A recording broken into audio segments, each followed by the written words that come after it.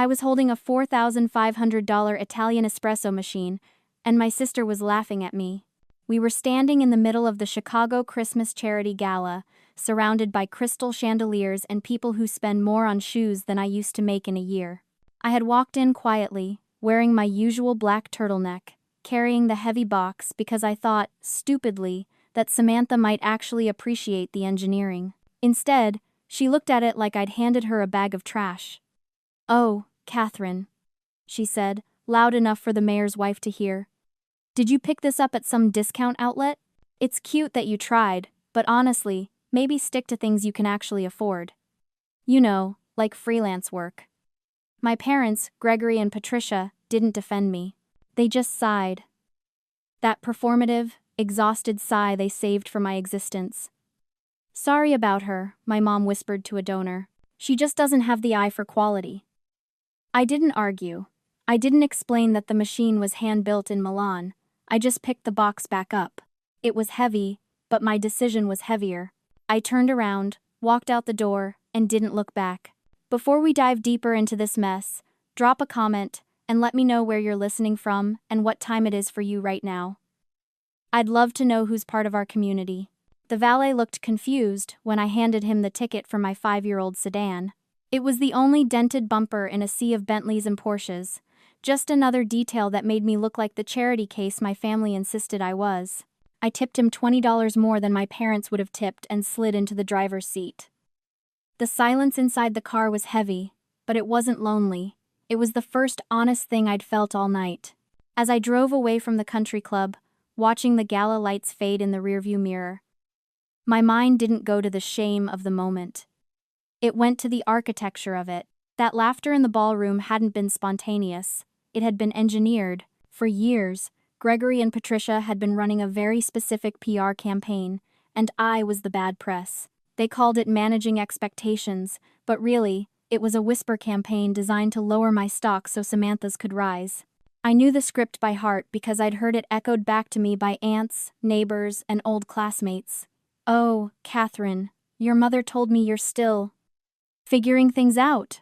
Your dad mentioned you're taking some time to find yourself." They painted a picture of a fragile, struggling freelancer who could barely keep the lights on. It was a necessary lie. If I was successful, then their total financial devotion to Samantha would look like what it was: favoritism. But if I was struggling, then pouring all their resources into Samantha wasn't neglect, it was triage. They weren't ignoring me, they were giving me space to heal. It was a brilliant strategy. It allowed them to funnel hundreds of thousands of dollars into Samantha's lifestyle, her loft, her wardrobe, her brand, while I was left to fend for myself. And the irony? While Samantha was posting brunch photos funded by Gregory's credit card, I was sitting in the dark, writing the code that would eventually optimize the logistics for half the shipping companies on the eastern seaboard. I remembered the nights I spent building my first neural network. I was 24, living on instant noodles in a studio apartment that smelled like mildew. I didn't ask them for a dime because I knew the answer would be a lecture on budgeting. Meanwhile, they bought Samantha a new car because her old one didn't fit her aesthetic. I didn't say anything then. I just coded harder. When I sold my first algorithm for $2 million, I didn't call them. I didn't want to break their narrative. I thought if I just stayed quiet, if I just kept succeeding in the shadows, eventually the results would speak for themselves. But tonight proved that facts didn't matter to them. Only the narrative mattered. And in their story, I was the joke. I pulled up to a red light a few blocks from the highway. My phone was sitting on the passenger seat, silent. No apology texts. No comeback. They probably thought I was crying in a bathroom somewhere, learning my lesson. I picked up the phone. I didn't open Instagram or texts. I opened my banking app. For the last 3 years, I had a standing transfer set up for the first of every month, $4,000. It covered their country club membership fees. I had started paying it anonymously, telling them I picked up some extra freelance work and wanted to help out. I thought it was a bridge. I thought if I paid for the stage where they performed their high society act, they might eventually let me stand on it with them. I stared at the cancel recurring transfer button.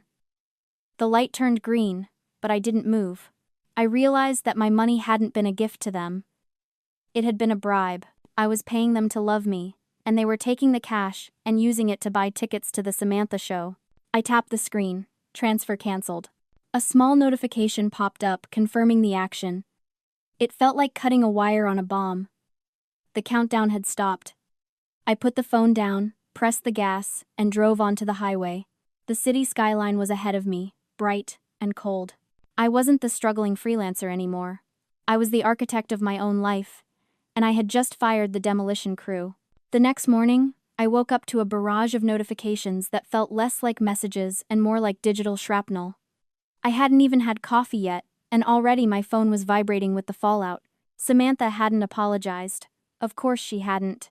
Instead, she had posted a series of vague booking stories on Instagram, black text on a white background, talking about how some people just want to dim your light because they can't handle their own darkness. She ended with a poll. Have you ever had a toxic family member try to ruin your vibe? 78% of her followers had voted yes. Then came the texts from my mother, Patricia. No, are you okay? No, let's talk. Just a demand. You embarrassed us last night. The gala committee is asking questions. Samantha was crying all night because you ruined the aesthetic of her gift opening. You need to apologize immediately and pay the tab for the after-party to make this right. I put the phone down on my kitchen counter. The sunlight was streaming into my penthouse, illuminating the minimalist furniture I had bought with my own money, in a building my name was on the deed for. But standing there, reading those words, I felt small again. I felt like the girl who was told to hush because Samantha was practicing her pageant walk. I met Alexander for brunch an hour later. He was already at our table, reviewing a pitch deck on his tablet. When I sat down, he didn't ask how the gala went. He just looked at my face and ordered me a mimosa. They're doubling down, I said, showing him the texts. Alexander read them, his expression hardening. They don't know, do they? They still think you're broke. They think I'm fragile, I corrected. There's a difference.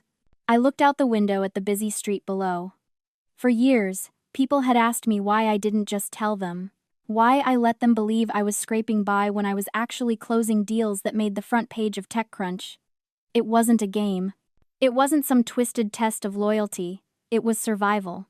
When you grow up invisible, you learn a very specific lesson about visibility. It hurts. Visibility means you're a target. If I had told them about my success earlier, they wouldn't have celebrated me. They would have consumed me. My money would have become their family resource. My connections would have become Samantha's networking opportunities.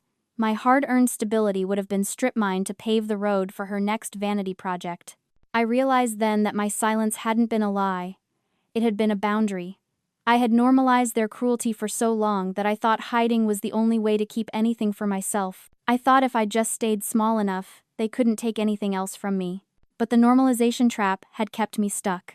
By letting them believe I was struggling, I had allowed them to treat me with pity instead of envy. Pity is safer than envy, but it's still a cage.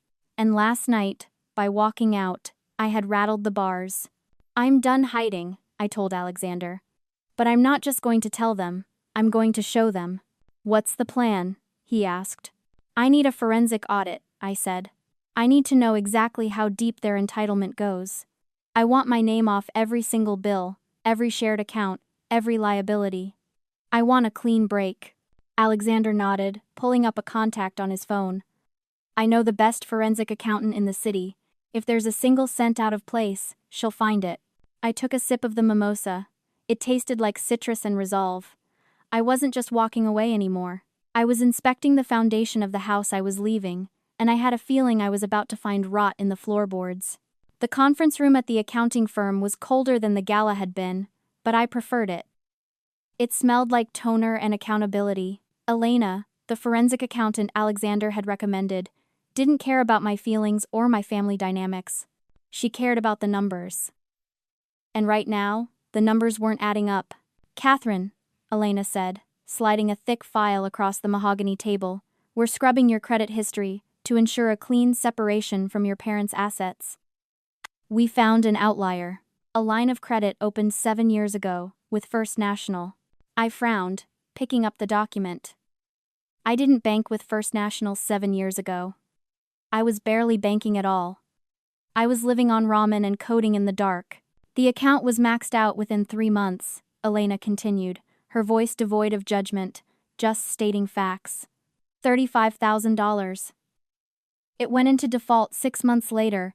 It was eventually paid off by a third-party debt consolidation agency, but the hit to your credit score remained on your file for years. It's the primary reason your initial business loans were rejected. My blood ran cold. I remembered that year vividly. I was trying to launch my first startup. I had the code, I had the vision, but every bank in the city slammed the door in my face. They cited a high debt-to-income ratio and delinquent history. I thought it was a mistake, or just the system rigged against young female founders. Because of those rejections, I had to take predatory loans with interest rates that nearly drowned me. I spent 2 years eating expired canned food to pay off the vigorish, thinking I was just unlucky. I looked down at the application form Elena had flagged. The date was June 12th, 7 years ago. The signature, Elena said, pointing a manicured nail at the bottom of the page. Is that yours? I stared at the ink. It was my name, Catherine. But the loop on the K was wrong. It was too flamboyant, too performative. It was the handwriting of someone who signed autographs, not contracts. No, I whispered, that's my mother's handwriting. But she tried to make it look like mine. I looked at the date again, June 12th. The exact week Samantha threw her official influencer brand launch party. I remembered the photos. The champagne tower. The custom flower wall. The DJ flown in from Miami. My parents had told me they scraped together some savings to help Samantha chase her dream because she just needs one big break. They hadn't scraped together savings. They had stolen my identity. They opened a credit card in my name, maxed it out to buy Samantha's illusion of success, and then let it default, destroying my financial reputation before I even had a chance to build it. They sacrificed my future to pay for Samantha's party favors. The room seemed to tilt. This wasn't just favoritism anymore. It wasn't just toxic family dynamics. It was federal wire fraud. It was identity theft. Do you want to report this as an error? Elena asked, her pen hovering over her notepad. No, I said. My voice sounded strange to my own ears, hollow, metallic. I don't want to report an error. I want the full paper trail. I want the statements showing exactly what was purchased. Every bottle of champagne, every balloon, every lie. Elena nodded, typing rapidly. I can have the itemized list by the end of the day, but Catherine, if we pursue this, given the amount and the forgery, this is a criminal matter. You could send them to prison. I looked at the forged signature again. I thought about the nights I cried myself to sleep, terrified the loan sharks would take my laptop, my only asset. I thought about how my mother had hugged me at that launch party, telling me I should try to be more supportive of my sister while she was drinking champagne bought with my stolen credit. They didn't just steal money, Elena, I said, standing up. They stole my start. They tried to cripple me so I'd never leave their shadow. I picked up the file. It didn't feel heavy anymore. It felt like a weapon. Get me the evidence, I said. I'm not filing a complaint. I'm building a case. I sat in my office at the top of the Willis Tower, looking down at the city grid. The lights of Chicago looked like a circuit board, a complex system of inputs and outputs. My family thought they were the operators of that system, the ones pulling the levers. They didn't realize they were just glitchy code, and I was about to run a purge. I could have called the federal authorities right then. Elena had handed me a loaded gun in the form of that fraud file. But sending my parents to prison felt insufficient. Prison would make them martyrs. It would give them a sob story to sell to their friends about their ungrateful daughter who turned them in over a misunderstanding. I didn't want them to be victims. I wanted them to be tenants. I opened my laptop and pulled up the financials for Samantha's soirees, or whatever shell of a brand she was promoting this week. On Instagram, she was posting photos of champagne towers and booked and busy hashtags. But on the balance sheet, she was bleeding out. Her company was insolvent. She had taken out 3 business loans in the last 18 months, all personally guaranteed by Gregory and Patricia. The gala hadn't been a charity success. It was a Hail Mary pass to attract investors before the bank called the notes. She was drowning in vendor debt, florists she hadn't paid, caterers threatening to sue, venues holding deposits. Then I checked the county clerk's records for my parents' house. The house I grew up in. The house where I was told to eat dinner in the kitchen while they entertained guests in the dining room. Notice of default. They were 90 days behind on the mortgage. They had leveraged their home to keep Samantha's illusion of success alive, and now the walls were closing in. I picked up the phone and called my broker. "David," I said, keeping my voice flat.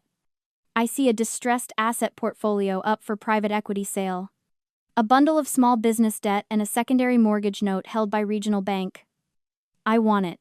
"The S Holdings bundle?" David asked, sounding confused. "Catherine, that's junk debt. It's high risk. The business is underwater." "I know," I said. "I'm not buying it for the ROI. I'm buying it for the leverage. Use the shell company. Nemesis LLC. I want the acquisition finalized by close of business today." "You want to buy the debt?" he clarified. "I want to own the paper," I corrected. I hung up and watched the file transfer progress bar. It moved slowly, green pixels filling the empty space. It was the same feeling I got when I deployed a new AI model, the anticipation of seeing a complex problem solve itself. By 4:45 p.m., the documents were in my inbox. I digitally signed the acquisition papers. The transaction was clean, quiet, and lethal. I wasn't just their daughter anymore. I wasn't the struggling freelancer or the failed creative. I was the bank. I was the landlord. I held the deed to their entire existence. They thought they were fighting a social war, trying to humiliate me with whispers and bad table placement. They didn't know I had just bought the battlefield. I swiveled my chair toward the glass wall. The sun was setting over Lake Michigan, turning the water the color of bruised iron. I thought about the credit card they opened in my name. I thought about the years I spent rebuilding my credit score point by agonizing point. They had treated me like a liability. I printed the acquisition papers, 3 copies.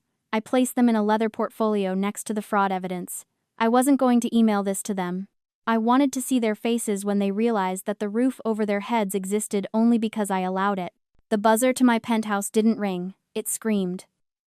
I checked the security monitor. They were all there in the lobby: Patricia, Gregory, and Samantha.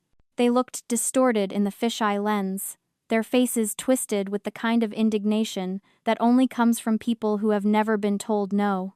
"Buzz us up," Samantha yelled into the intercom, not even waiting for me to say hello. "We know you're in there. Stop hiding in your boyfriend's apartment and come face us." Alexander looked at me from the kitchen island, where he was calmly pouring 2 glasses of sparkling water. "Do you want security to handle this?" he asked. "No," I said, smoothing the front of my silk blouse. "I want to handle this." I pressed the button. The elevator doors opened moments later, and they spilled into my foyer like an oil slick. Samantha was still wearing yesterday's makeup, her influencer polish chipped and cracking. Patricia was clutching her pearls, scanning the room with a critical sneer. "Well," Gregory scoffed, looking at the 20-foot ceilings and the panoramic view of the Chicago skyline, "I hope Alexander knows you're just using him for the view. You certainly couldn't afford a place like this on freelance wages." "Alexander doesn't live here," I said quietly. "I do." "Cut the act, Catherine," Samantha snapped, marching into the living room without taking off her shoes. Mom showed me the texts. "You canceled the club payments? You canceled the venue donation? You are ruining my life because you're jealous that I have a brand, and you have nothing. You need to write a check for the after-party right now, or I swear to God, I will ruin you online." I didn't yell. I didn't defend myself. I walked over to the coffee table made of reclaimed marble paid for with the dividends from my second patent and laid down 3 thin folders. "Sit down," I said. The tone of my voice wasn't loud, but it was absolute. It was the voice of the person who signs the paychecks. They hesitated, confused by the shift in gravity, and then sat on the edge of my sofa. "3 documents," I said, tapping the first one. "Read it." Samantha grabbed it. It was the printout of the Forbes 30 Under 30 profile from last month, the one I had asked to be published under my middle name to keep them in the dark. But the photo was undeniably me, and the net worth was printed in bold type, $30 million. $30 million? Samantha whispered. Her hands started to shake. This isn't real. This is a typo. It's an audit, I corrected. Document 2. Patricia took the second folder. It contained the forensic evidence of the credit line opened in my name 7 years ago. The forged signatures. The itemized list of champagne and party favors bought with my stolen identity. That is federal wire fraud and identity theft, I said, looking my mother in the eye. The statute of limitations hasn't run out. I have the confession draft ready. If you sign it, I won't call the FBI today. If you don't, I call them in 5 minutes. Patricia went pale, the blood draining from her face so fast she looked like a ghost. Gregory started to stammer. Now, Catherine, we did what we had to do for the family. And document 3, I interrupted, sliding the final folder toward Gregory. He opened it. He saw the acquisition papers for S. Holdings. Samantha's company. He saw the purchase agreement for the distressed mortgage note on his own house. He saw my signature on the owner line. I own the debt, I said. I own the house you slept in last night. I own the brand Samantha posts about. You are insolvent. I am the bank. Samantha dropped the Forbes article. She looked at me, and for the first time in her life, she didn't look like the golden child. She looked like a terrified child. She started to hyperventilate, gasping for air, her entire identity crumbling in seconds. I watched her fall apart, and I finally understood why. It wasn't just the money. It was the psychology of the empty wallet. For 30 years, Samantha had built a castle on a foundation of having. She had the praise, she had the gifts, she had the attention. But she never focused on being. She never developed resilience, or skill, or true independence. Her entire sense of power was rented. It was a costume bought with stolen credit. When you strip away the external validation from a narcissist, you don't find a person underneath, you find a vacuum. Samantha was collapsing because without the money I had unknowingly provided, and without the superiority she felt over me, she didn't exist. She was a paper tiger, terrifying only until you struck a match. You aren't crying because you're sorry, Samantha, I said, my voice clinical. You're crying because you just realized your currency is worthless here. You have spent your whole life thinking you were the main character because you had the spotlight. But you never realized I was the one paying the electric bill. The room was silent, except for Samantha's jagged breathing. They were sitting in my house, on my furniture, drowning in debt that I owned, looking at the daughter they had thrown away, realizing too late that I was the only thing holding their sky up. And I was about to let it fall. The silence that followed my ultimatum was heavy, suffocating. For the first time in my life, I saw my parents not as the titans of my childhood, but as they truly were. Desperate, aging grifters who had gambled their retirement on the wrong child. Patricia was the first to break. She didn't scream this time. She slumped forward, weeping into her hands. We did it for the family, she sobbed, the excuse sounding rehearsed and hollow. Samantha needed help. We just wanted everyone to be happy. We thought you could handle yourself. I could handle myself, I said. That's why I'm the one sitting in this chair, and you're the ones facing federal charges. Gregory looked up, his eyes wet and pleading. Catherine, please, if you call the authorities, if you foreclose on the house, we have nowhere to go. We're your parents. Doesn't that mean anything? I looked at them, really looked at them. I thought about the credit card application. I thought about the years of whisper campaigns to ruin my reputation so they could elevate Samantha. I thought about the girl who coded in the dark because she was told she wasn't worth the electricity bill. It means everything, I said softly. It means I learned from the best. You taught me that resources are finite and must be allocated to the assets with the highest yield. I'm just following your investment strategy. I stood up and walked to the door. You have 30 days to vacate the house. My lawyers will handle the eviction process if you're not out. As for the fraud, I tapped the file on the table. The FBI already has the digital copies. That's out of my hands now. They left like ghosts, fading out of my hallway and out of my life. There was no grand exit, no final curse. Just the quiet click of the heavy door latching shut. I stood alone in the penthouse. It was quiet, but for the first time, It didn't feel empty. It felt clean. In the months that followed, the legal machinery did its work. Samantha's company was liquidated. My parents pleaded guilty to a lesser charge to avoid prison time, but they lost the house, the club membership, and the social standing they had worshipped. They moved into a small rental 2 towns over. I didn't visit. But the real ending of this story isn't about their downfall. It's about what I built in the space they left behind. I realized that revenge is a trap. If I had just taken their house and their pride, I would still be reacting to them. I would still be the daughter trying to prove a point. True justice isn't just about punishment. It's about planting seeds.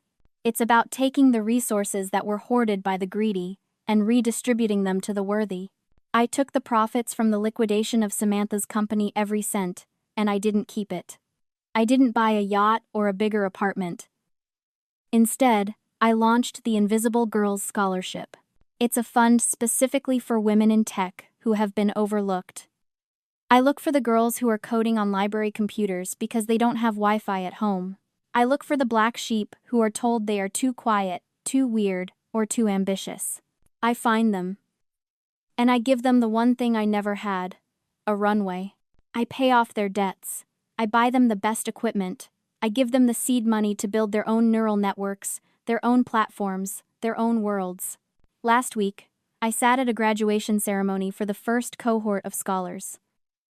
I watched a young woman named Maya walk across the stage.